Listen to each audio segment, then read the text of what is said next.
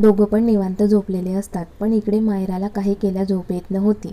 तिच्या मनात राहून राहून रुद्र राधाजवळ असेल असे तिला वाटत होते। मायरा विचार करत, मी जाऊन बघून येऊ का रुद्र त्याच्या रूममध्ये आहे की राधाजवळ, आणि ती राधाच्या रूमजवळ येते आणि टकटक वाजवते। ते दोघं एकदम निवांत झोपलेले असतात। झोपल्यामुळे कोणालाच जाग येत नाही, पण काही वेळाने राधाला जाग येते आणि तिला समजतं की कोणीतरी टकटक वाजवत आहे। ती एकदम घाबरून जागी होते, पण नॉर्मल होत हळूच रुद्रला हात लावून उठवत असते। रुद्र तिला मिठीत घेत, बायको झोप ना, अशी का उठवत आहेस? ती हळू आवाजात, अहो बाहेर कोणीतरी आला आहे आणि असं आपल्याला एकच रूममध्ये पाहिलं तर गडबड होईल, तसा तो खळबळून जागी होतो। अरे यार, एवढ्या रात्री कोणी असं रूममध्ये येतं का? कुणाला तुला एवढ्या रात्री भेटायचं आहे? त्याला येऊ दे, समोरच बघतोस। अहो त्याला नंतर बघा, पण आधी तुम्ही तुमच्या रूममध्ये जा। तो पटकन त्याच्या रूममध्ये जातो आणि राधा दरवाजा ओपन करते। समोर मायरा असते। काय झालं मॅडम, काही काम होतं का? मायरा काही न बोलता तिच्या रूममध्ये येते आणि इकडे तिकडे पाहत असते। राधा मायराकडे पाहत, मॅडम काय झाले, तुम्ही काही शोधत आहात का? हो, मी रुद्रला शोधत आहे। पण मॅडम सर माझ्या रूममध्ये काय करतील ना? तुम्ही त्यांना त्यांच्या रूममध्ये शोधा, मला माहिती आहे रुद्र इथेच आहे। अहो मॅडम काय बोलताय तुम्ही, सर इथे कसे असतील ना? हे बघ, शहाणपणा करू नकोस, मला काय करायचं आणि काय नाही हे तू मला शिकवू नकोस। इकडे आईला पाणी प्यायचं होतं आणि नेमक्या त्या बॉटल विसरल्यामुळे त्या किचनमध्ये पाणी घ्यायला जात होत्या, तोच त्यांना मायराचा आवाज राधाच्या रूममधून येतो। आई विचार करत, एवढ्या रात्री या दोन्ही काय बोलत आहे, म्हणून त्या राधाच्या रूमजवळ येतात। मायरा काय झालं, तू एवढ्या रात्री इथे काय करते आहे? आई मला वाटले होते रुद्र हिच्यासोबत असेल, म्हणून मी पाहायला आले होते। मायराच्या बोलण्याचा आईला राग येतो। मायरा हे काय बोलते तू? आणि रुद्र इथे हिच्यासोबत कसा असेल ना? त्याची रूम शेजारी आहे, म्हणून तू त्याच्याबद्दल काही विचार करू नकोस। राधा पण आईकडे पाहत, आई मगासपासून मी मॅडमला तेच सांगत आहे की सर का म्हणून माझ्या रूममध्ये येतील, पण मॅडम विश्वास ठेवायलाच तयार नाही।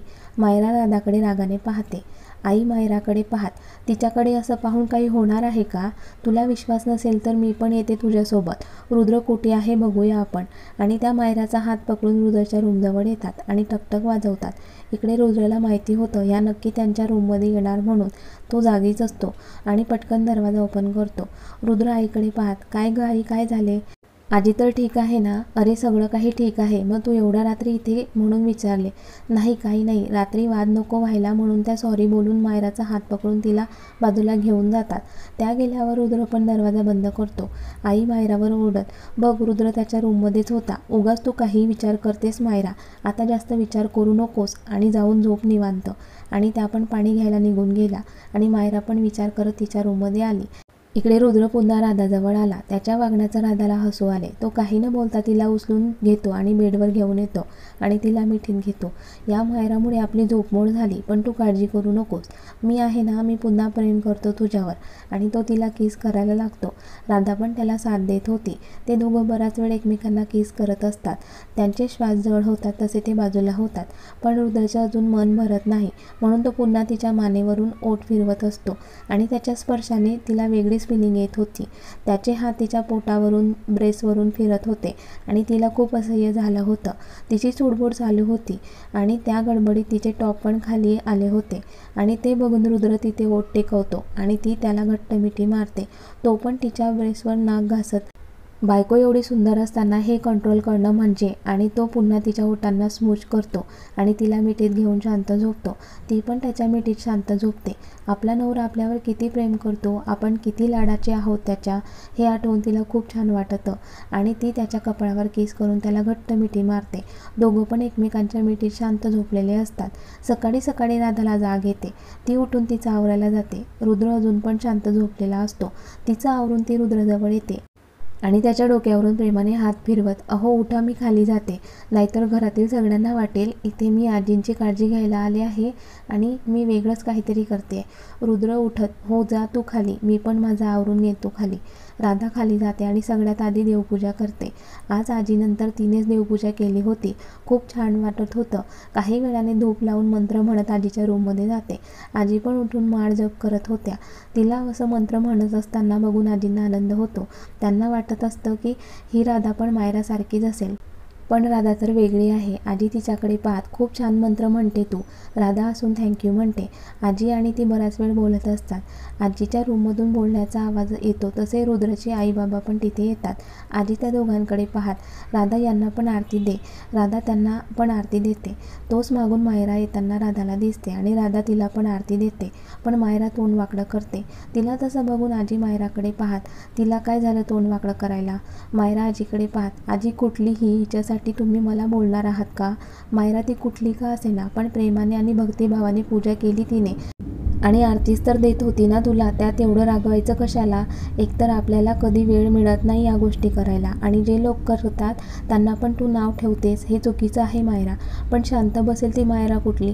ती मनाला येईल ते राधाला बोलत होती. तोच एक कडक आवाज तिच्या कानावर पडतो. मायरा तुला कुणाबद्दल चांगलं बोलताच येत नाही का गं? नाही बोलता येत असेल तर निदान शांत तरी राहावं. आणि तुला बोलायचा अधिकार कोणी दिला? रुद्र पण तिला ठिकाणावर आणत बोलत होता. रुद्र खूप झालं, खूप बोलतोय.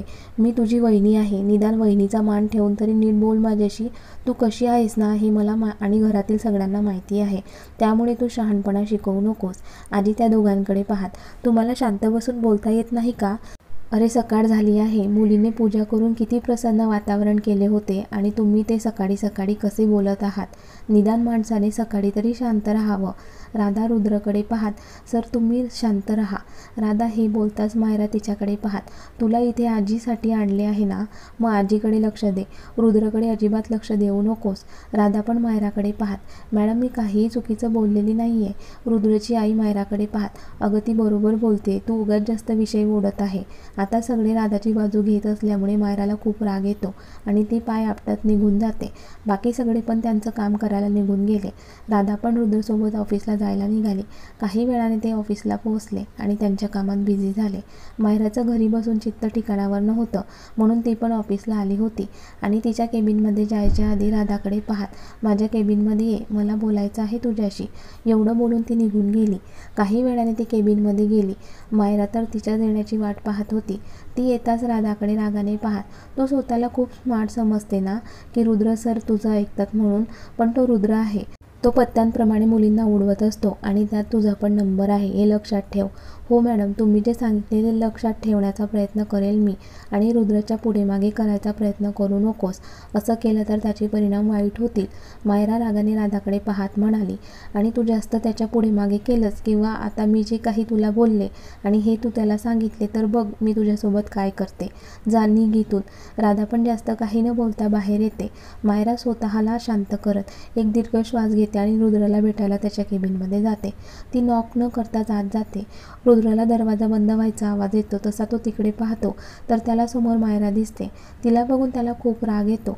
रुद्र तिच्याकडे रागाने पाहत, सकाळी भांडण करून तुझे मन भरले नाही का की आता इथे भांडायला आलीस माझ्यासोबत? मायरा पण त्याच्यासोबत उद्धटपणे बोलत होती. दोघं बराच वेळ एकमेकांना वाटेल ते बोलत होते. मायरा तिची चूक मान्य करायला तयारच नव्हती आणि रुद्र मागे हटायला तयार नव्हता. रुद्र खरं तर माझी चूक नाहीये, चूक तुझ्या भावाची आहे. त्या मंदाच्या प्रेमात वेडा होता तुझा भाऊ आणि तू वाटेल ते मलाच बोलतोय. मायरा तू कशी आहेस ना हे माझ्यापेक्षा चांगलं कोणीच ओळखू शकत नाही. मला तुझ्याशी वाद घालायचा नाहीये, तू जाऊ शकते. तशी मायरा पाय आपटत निघून जाते. मायराच्या गडबडीत त्याला राधाशी प्रेमाने बोलता पण आले नव्हते. तो राधाला केबिनमध्ये बोलावतो. राधा आत येते पण तिचा उतरलेला चेहरा बघून त्याला खूप वाईट वाटतं आणि तो तिच्याशी बोलणार तोच त्याला अक्षयचा फोन येतो. ते दोघं बराच वेळ बोलत असतात कारण अक्षयला मंदाला घेऊन लंडनला जाणार होता. त्याची सगळी प्रोसेस कंप्लीट झाली होती. हेच सांगण्यासाठी अक्षयने त्याला फोन केला होता. काही वेळ बोलून ते फोन ठेवतात. रुद्र राधाकडे पाहत, आज माझी बायको नाराज आहे. नाराज नाही पण सकाळी सकाळी उगाच मायरा मॅडमने सगळ्यांना त्रास दिला. राधा ती तशीच आहे पण तू तिचा विचार करून तुझा हा सुंदर चेहरा पाडू नकोस. माझी बायको मला आनंदी पाहायची आहे, अशी चेहरा पाडलेली नाही. तो उठून तिच्याजवळ येतो आणि तिचा हात पकडून सोफ्यावर बसवतो आणि तिला मांडीवर बसवतो. तिच्या मानेजवळ त्याचा चेहरा फिरवत, बायको मला तुला काहीतरी सांगायचं आहे पण ते ऐकून घेतल्यावर तू तुझा हा विश्वास माझ्यावर असाच ठेवशील. ती त्याच्या डोळ्यात पाहत, तुम्ही सांगा, मी ऐकायला तयार आहे. आणि आपल्या दोघांमधील हा विश्वास कधीच कमी होणार नाही. तसा रुद्र बोलायला लागतो. तो तिला मिठीत घेत, राधा, मायरा ही बाबांच्या मित्राची मुलगी आहे. तिचं आमच्या घरात लहानपणापासून येणं जाणं आहे. मी, प्रशांत आणि मायरा लहानपणापासून सोबतच होतो. आम्ही तिघं खूप चांगले बेस्ट फ्रेंड होतो. सगळ्या गोष्टी एकमेकांना शेअर करायचो. पण हळूहळू मायरा माझ्या जवळ येऊ लागली आणि आम्ही एकमेकांवर खूप प्रेम करायला लागलो. पण मध्ये असं काहीतरी झालं आणि मायराने मला सोडून दिले. तेव्हा मला काही दिवस खूप त्रास झाला. मी रोज मला स्वतःला समजावत होतो. पण एक दिवशी प्रशांत आणि मायरा लग्न करून घरी आले आणि माझ्या तर पायाखालची जमीनच सरकली. मला खूप मोठा धक्का बसला होता. माझा विश्वासच बसत नव्हता की मायरा असं काही वागेल म्हणून. मायरा अशी का वागली मला तर काहीच कळत नव्हते. कारण आमचं एकमेकांवर प्रेम असताना ती असं काही करेल मला वाटतच नव्हतं. आणि आमच्याबद्दल सगळ्यांना माहिती होतं, त्यामुळे घरातील पण शॉक होते. पण प्रशांत आणि तिचे लग्न झाले होते म्हणून कोणीच काही बोलत नव्हते. पण मी गप्प बसणाऱ्यातला नव्हता. मी मायराला विचारले, पण घरातल्यांनी माझी समजूत काढली की वहिनी आहे तुझी ती, असं बोलणार का तिच्यासोबत. मी प्रशांतला पण विचारले, पण तेव्हा प्रशांत पण काहीच बोलला नाही. शेवटी मी ते घर सोडायचा विचार केला आणि आपल्या दुसऱ्या बंगलोवर येऊन तिथे राहत होतो. कधी कधी आजी आजोबांना इथे भेटायला यायचो. मग त्यानंतर मी विचार केला इथे राहून काही उपयोग होणार नाही, म्हणून मी आपल्या बाहेरच्या ऑफिसला जायचं ठरवलं आणि कायमचा तिकडे निघून गेलो. इकडे इंडियामध्ये कधीच यायचं नाही हे मी मनाशी पक्क केलं होतं. पण प्रशांतसोबत तसे झाले आणि मला इंडियामध्ये यावं लागले. कारण मला माहिती होतं मायरा कशी आहे. तिने नक्कीच काहीतरी घोळ केला असेल असे मला वाटत होते. राधा जेव्हा मायरा मला सोडून गेली तेव्हा मी तर हे जग सोडायचा विचार केला होता. पण खूप विचार करून, ज्या मुलीवर तू प्रेम केलं होतं तिलाच तुझ्या प्रेमाची कदर नव्हती, मग तिच्यासाठी का म्हणून आपले जग संपवायचे हा विचार मी केला आणि पुन्हा स्वतःला सावरून नवीन जीवन जगायला सुरुवात केली. मी ठरवले होते कधीच कुणावर प्रेम करायचे नाही. पण मी इंडियामध्ये आलो आणि पहिल्यांदा तुला भेटलो. आधी तुला भेटून समजले तुझा स्वभाव किती निरागस आणि प्रेमळ आहे आणि तू इतरांपेक्षा मला वेगळी भासली. म्हणून मी तुझ्या प्रेमात वेडा झालो आणि मला तुझ्या व्यतिरिक्त काही दिसतच नव्हते. तू सतत माझ्याजवळ असायला पाहिजे असं मला वाटत होतं आणि मला तुला गमवायचं नव्हतं. म्हणून मी तुझ्याशी लग्न केले आणि आज तू माझ्याजवळ आहे आणि मी ठरवले तुझ्यावर खूप प्रेम करायचे आणि मी तेच करतोय. तो तिचा चेहरा उंजळीत घेतो आणि तिच्या डोळ्यात पाहतो. ती पण त्याच्या डोळ्यात पाहते. आज त्याचे डोळे काहीतरी वेगळेच बोलत होते. किती त्रास त्याने त्याच्या आयुष्यात सहन केला आहे हे त्याच्याकडे बघून तिला समजले होते. ती पण त्याच्या डोळ्यात पाहत, मी नेहमी तुमच्यासोबत राहील, तुमची साथ मी कधी सोडणार नाही. आणि त्याच्या कपाळावर ओठ टेकवले. तो पण तिच्या कपाळावर ओठ टेकवत, बायको मला पण तुझी साथ पाहिजे आहे. बाकी दुसरं काहीही नको आहे मला. आणि त्यासाठी मला लवकरात लवकर शोधून काढायचं आहे की प्रशांतसोबत जे काही घडले ते कोणी मुद्दाम तर नाही ना केले. आणि त्यासाठी माझे प्रयत्न सुरू आहे. राधा त्याला मिठी मारत, तुम्ही काळजी करू नका, होईल सगळं ठीक. तोच त्याच्या केबिनवर नॉक होते तशी राधा उठून बाजूला होते. रुद्र आवाज देतो तशी ती व्यक्ती आत येते. ते रुद्र आणि राधासाठी जेवण घेऊन आलेली होती. टेबलला प्लेट लावते आणि ती व्यक्ती निघून जाते. ती व्यक्ती गेल्यावर रुद्र पुन्हा राधाचा हात पकडून तिला मांडीवर बसवतो आणि तिला घट्ट मिठी मारतो. चल बायको, मला खूप भूक लागली आहे, जेवण करून घेऊ. आणि ते दोघं एकमेकांना भरवत जेवण करत असतात. जेवण झाल्यानंतर तो पुन्हा तिला जवळ घेतो. तशी राधा त्याच्याकडे पाहत, अहो सोडा ना, बरीच काम बाकी आहे. रुद्र हसत, काम तर नंतर पण होतील, पण मला माझ्या बायकोसोबत वेळ घालवायचा आहे. तो त्याची हनवटी तिच्या शोल्डरवर घासत म्हणाला. तशी राधा शहारते, बायको मी तुझे एवढे लाड करतो, तुला आवडत नाही का. राधा त्याच्या डोळ्यात पाहत, आवडतं म्हणून तर तू मला थांबवत नाही ना. बरं बायको, मी आपल्या दोघांसाठी काहीतरी ठरवले आहे आणि ते मी माझ्या बायकोला घेऊन हनीमूनला जायचा विचार करतोय. कुठे जायचं आहे ते तुला कळेलच लवकरच. पण आता मी जास्त वेळ वाट बघू नाही शकत. मला माझ्या बायकोवर अजून प्रेम करायचे आहे आणि तिला पूर्णपणे मिसेस रुद्र बनवायचे आहे आणि त्या क्षणासाठी मी खूप आतुर झाला आहे. त्याचं बोलणं ऐकून राधा लाजून त्याला मिठी मारते. रुद्र असून, बायको मी एवढा छान प्लॅन केला आणि तू फक्त मिठी मारते, हे चुकीचं आहे बायको. राधा लाजत, मग काय पाहिजे तुम्हाला. तसा तो तिच्या ओठांवरून अंगठा फिरवतो. राधाला समजतं त्याला काय पाहिजे. ती पण जास्त वेळ न घेता त्याच्या ओठांवर ओठ टेकवते आणि त्याला किस करते. दोघे पण बराच वेळ एकमेकांना किस करत असतात. काही वेळाने बाजूला होतात आणि त्यांच्या कामाला निघून जातात. त्यांचा दिवस असाच निघून जातो. ते दोघं या आठवड्याच्या शेवटी जाणार असल्यामुळे ते त्यांचे काम करत असतात, म्हणजे पुढे जाऊन त्यांना प्रॉब्लेम नको. मायराचा राधाला त्रास देणं सुरूच होता, पण राधा तिच्याकडे लक्ष देत नव्हती. आजीची पण खूप मनापासून काळजी घेत असल्यामुळे राधा खूप कमी दिवसांमध्ये आजीची लाडाची झाली होती. बाहेर ती सगळ्यांची काळजी घेत होती आणि रूममध्ये आल्यावर रुद्र तिची दिवसेंदिवस त्यांचे प्रेम असेच बहरत होते. आज महत्त्वाची मीटिंग असल्यामुळे रुद्र बिझी होता, पण त्याला कुणाचा तरी फोन येतो आणि तो तेव्हापासून सगळ्यांवर ओरडत होता, कारण त्याला प्रशांतबद्दल काहीतरी माहिती पडलेले होते आणि त्यात मायराचे नाव ऐकून तर त्याला खूप राग आला होता. पण आता शांत राहणे त्याच्यासाठी खूप गरजेचे होते. तोच राधा त्याला शेड्यूल सांगायला आत आली. एक एक करून तिने पूर्ण दिवसाचे शेड्यूल त्याला सांगितले. तो रागात आहे हे तिला समजले होते. रुद्र तिच्याकडे न पाहताच, तुझं सांगून झालं असेल तर निघ इथून. त्याला तसं बघून राधा त्याच्याजवळ जाऊन त्याचा हात हातात घेत, रागात आहात, काय झाले? तिचा तो प्रेमळ आवाज ऐकून तो शांत होत. मी ठीक आहे, तू पण जाऊन तुझं काम कर. ती त्याच्याकडे पाहत, अहो मला मंदिरात जायचं आहे, मी जाऊ का? तो शांतपणे, हो जा, आणि ड्रायव्हरला सोबत घेऊन जा. ती मान हलवून हो म्हणते. राधा तू तुझं काम कर, मला एक महत्त्वाची मीटिंग आहे. राधा ओके बोलून ती तिथून निघून जाते. इकडे खरं तर रुद्रला मायराला भेटायचं होतं म्हणून तो तिच्या केबिनमध्ये येतो. त्याला असं समोर बघून मायरा गोंधळते, पण नॉर्मल राहत, रुद्र तू चक्क इथे.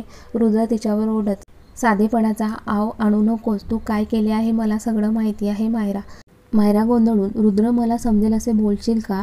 रुद्र हसत, किती भोळेपणाचा आव आणतेस ग. मायरा तू काय केले आहे हे तुला पण चांगलेच माहिती आहे, आणि तुला असं वाटत असेल की तू केलेले कुणाला काही समजणार नाही, तर हा तुझा गैरसमज आहे. आता मायरा पण शॉक असते, पण रुद्रने अजून सिद्ध केलेले नव्हते की जे काही झाले ते मायरामुळे झाले, म्हणून ती रिलॅक्स होती. दोघांमध्ये बराच वेळ बोलणे होते आणि रुद्र रागाने तिथून निघून जातो.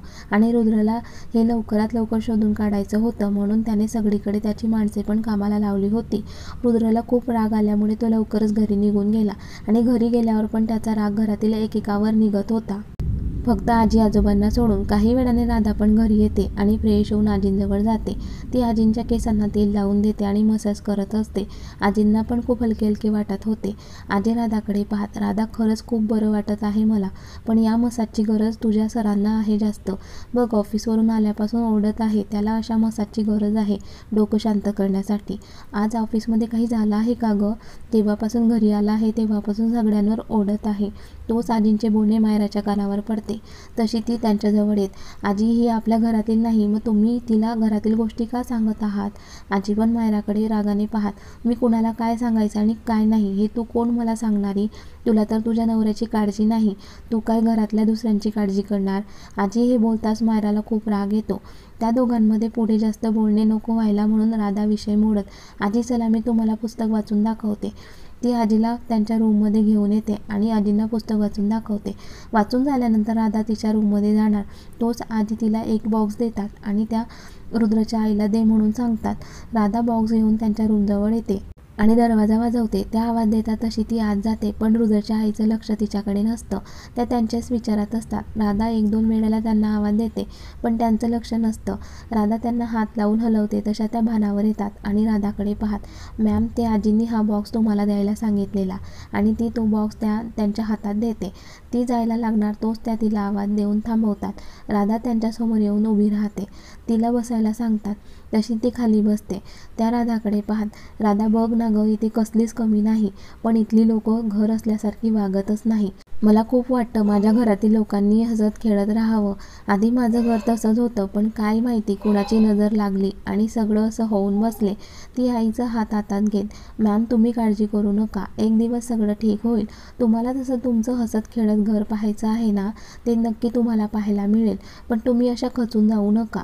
राधा त्यांना समजावत असते आणि त्यांना पण राधाचे बोलणे पटते. त्या बराच वेळ बोलत असतात. काही वेळाने राधा तिच्या रूममध्ये येऊन विचार करत असते. तिला रुद्रची पण काळजी वाटत होती, कारण तो रागात घरातून बाहेर गेला होता. कुठे गेला होता कोणालाच माहिती नव्हतं. ती त्याचीच काळजी करत वाट पाहत होती. बघूया पुढील भागात काय होतं. रुद्र राधाला घेऊन कुठे जाईल आणि कथेचा हा भाग कसा वाटला कमेंट्स करून नक्की कळवा. आणि व्हिडिओला लाईक, शेअर आणि लाईव्ह मराठी स्टोरी चॅनलला सबस्क्राईब करायला विसरू नका. धन्यवाद.